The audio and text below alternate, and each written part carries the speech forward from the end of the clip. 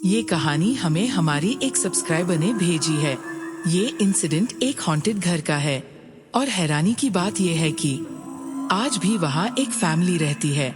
साल 2012 एक फैमिली भोपाल से शिफ्ट होकर इंदौर आई। इंदौर में उन्होंने अपने पूर्वजों की जमीन पर घर बनाया, उसी जमीन पर जहाँ उनकी दादी पहले रहती थी। और पापा के भाई का घर भी पास ही था।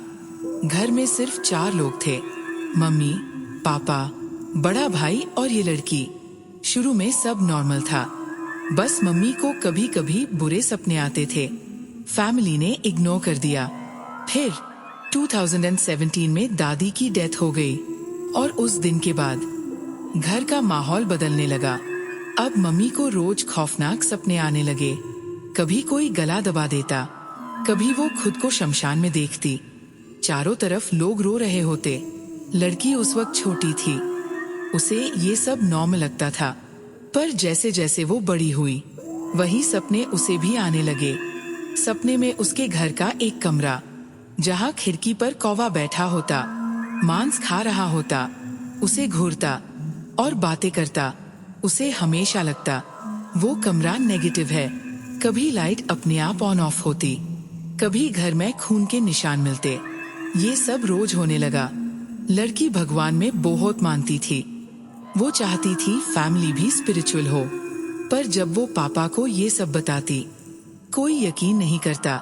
एक रात जब वो गैलरी में चल रही थी, उसने एक चमगादड़ जैसी चीज देखी जो बार बार उसके सर के ऊपर से गुजर रही थी। सुबह पापा उसे लेकर पंडित जी के पास गए। पंडित जी ने सिर्फ इतना कहा, इस घर को खाली कर दूं।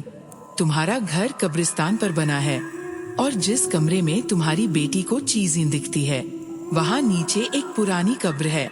फैमिली डर गई, पर घर छोड़ना पॉसिबल नहीं था। फिर एक दिन लड़की घर में अकेली थी। वही कमरा, वही जगह। सोते वक्त उसे लगा जैसे कोई उसके सीने पर बैठ गया हो।